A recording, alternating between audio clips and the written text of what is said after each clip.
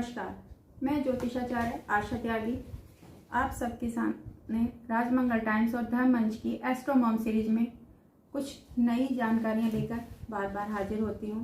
आज उसी चरण में एक आगे की बात करते हैं। आजकल सभी लोग बहुत परेशान हैं कुंडली मिलान को लेकर, और हम मॉम्स उसमें कहीं हमारे बच्चे हैं, कहीं हम हैं, या हमारे आसपास में लोग हैं, वो बहुत ज़्यादा परेशान हैं। तो एक ऐसा वो आता है कि नाड़ी दोष।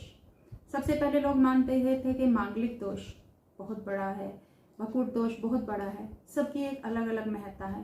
लेकिन जो नाड़ी दोष है, नाड़ी दोष के बारे में शायद बहुत कम लोग जानते हैं कि नाड़ी दोष क्या होता है। कि हमारे तो सारे गुण मिल रहे हैं, मांगलिक भी हैं हम, मांगलिक भी नहीं है हम, और फिर भी जो है आप मना कर रहे हैं।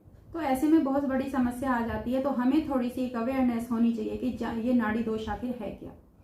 जब वर वधू की कुंडलियों में उनके जन्म नक्षत्र के आधार पर उनकी नाड़ियों का हम वर्गीकरण करते हैं, तो नक्षत्रों को 3 भागों में बांटा जाता है, आदि, मध्य और अंत। ये नाड़ी ही नाड़ी मिलान या नाड़ी दोष कहलाता है। इसमें वर वधू की नाड़ी एक होने को दोष माना जाता है। जैसे हम हर चीज में सोचते हैं सेम टू सेम, लेकिन सेम टू सेम होना किस चीज में कितना हितकारी होता है और कितना अहितकारी, यहाँ नाड़ी दोष में सेम टू सेम होना हमारे लिए नुकसानदायक होता है। नाड़ी मिलान को हमने जो हमारे जो ऋषि मुनि हैं हमारे ज्योतिष शास्त्र में, उन्होंने 8 अंक दिए हैं। तो अगर किसी की कुंडली में मांगलिक दोष भी नहीं है और भी चीजें हैं और 8 नंबर कम हो जाते हैं, तो आप देखिएगा कि शादी लायक जो है, कम से कम हमें 36 में से 18 गुण मिलान करना जरूरी होता है। तो अगर नाड़ी दोष आ रहा है, या फिर कई बार होता है कि गुण मिल भी गए हैं, गुण हमारे 25 के अबाउट भी मिल गए हैं, नाड़ी दोष आ रहा है, तब भी विवाह के लिए उसको मान्यता नहीं दी जा सकती। क्योंकि नाड़ी मिलान जो है स्त्री पुरुष का बहुत जरूरी है, उसमें सेम नाड़ी नहीं होनी चाहिए।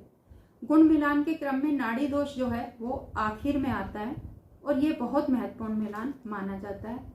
इस मिलान को 8 अंक दिए गए हैं। इस मिलान के विषय में शास्त्रों में बहुत बहस की गई है, बहुत मत हैं इसके बारे में, और ये क्यों आवश्यक है। इसके मतानुसार इस मिलान से संतान प्राप्ति के लिए भविष्य में एक गणना की जाती है।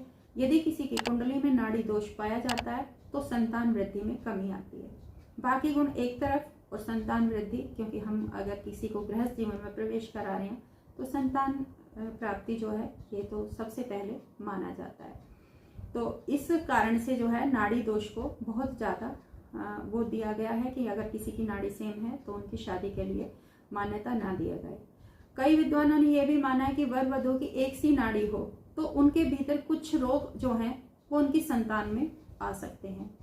एक और भी कारण है कि जिनकी सेम नाड़ी है और उनकी शादी हो गई है, इसका कोई उपाय भी नहीं है। जैसे मांगलिक की कोई पूजा है या कोई उपाय है, इसका नाड़ी दोष का शास्त्रों में कहीं भी कोई उपाय भी आज तक नहीं है। किसी भी बड़े से बड़े ज्योतिषी से आप पूछ सकते हैं कि अगर सेम नाड़ी है और शादी हो गई है तब क्या किया जाए, तो तब यही कहा जाएगा कि आप दोनों अलग रहिए। सेम नाड़ी होने से आपके अंदर जो भी बीमारियां हैं, अगर मैं भी कोई कीटाणु इसी तरीके का अपनी सांस जो भी हम छोड़ते हैं और मेरा पार्टनर भी इसी तरीके का सांस छोड़ता है, तो वो वहां पर जिसकी कुंडली में ग्रह कमजोर होंगे, जिसकी इम्यूनिटी कमजोर होगी, जिसका लग्नेश कमजोर होगा, जिसका चंद्रमा कमजोर होगा, धीरे धीरे एक पार्टनर को इफेक्टेड करने लगते हैं और उसमें वो बीमारी ज्यादा बढ़ के आने लगती है। नाड़ी मिलान में एक नाड़ी नहीं होनी चाहिए। यदि एक नाड़ी है भी तो इसमें एक ऑप्शन हमें दिया गया है कि अगर नाड़ी सेम है तो उसमें नक्षत्र जो है वो भिन्न हो, नाड़ी का चरण जो है वो अलग हो, तब विवाह के लिए परमिशन दी जा सकती है। इसे बहुत अच्छा तो मिलान नहीं कहेंगे, लेकिन अगर बहुत सारे गुण मिल रहे हैं और नाड़ी सेम होने पर नक्षत्र अलग है, चरण अलग है, तो उनको शादी के लिए परमिशन दी जा सकती है। तो जैसे हम वर वधू के मिथुन राशि हो और दोनों की आदि नाड़ी आती है, लेकिन मिथुन राशि में एक का आर्द्रा और दूसरे का पुनर्वसु नक्षत्र है, होने से नाड़ी दोष नहीं लगेगा। कई विद्वानों का मत है कि एक नक्षत्र होने पर अगर चरण भिन्न हो तो भी उस शादी के लिए हम परमिशन दे सकते हैं। तो नाड़ी दोष जो है उसे फिर नहीं माना जाएगा। नाड़ी दोष के अंतर्गत यदि पुरुष का नक्षत्र स्त्री के नक्षत्र से अलग है या अगला है, तभी इसे दूर दोष माना जाएगा, मतलब ये कि दोष नहीं है। तो इस तरीके से नाड़ी दोष के बारे में, क्योंकि ये आजकल सबसे ज्यादा परेशान कर रहा है। जब भी कुंडली मिलान के लिए आती है तो सबसे पहले नाड़ी दोष को ही देखा जा रहा है, क्योंकि मांगलिक तो सब जान गए हैं, अपने आप सॉफ्टवेयर में डाल के मांग लेते हैं कि मेरे तो 26 गुण मिल गए, लेकिन हमसे जब मिलान कराते हैं नाड़ी दोष आते ही हम मना कर देते हैं कि भाई नहीं, ये शादी नहीं हो सकती। तो ये थी छोटी सी जानकारी अवेयरनेस के लिए। नमस्कार, धन्यवाद।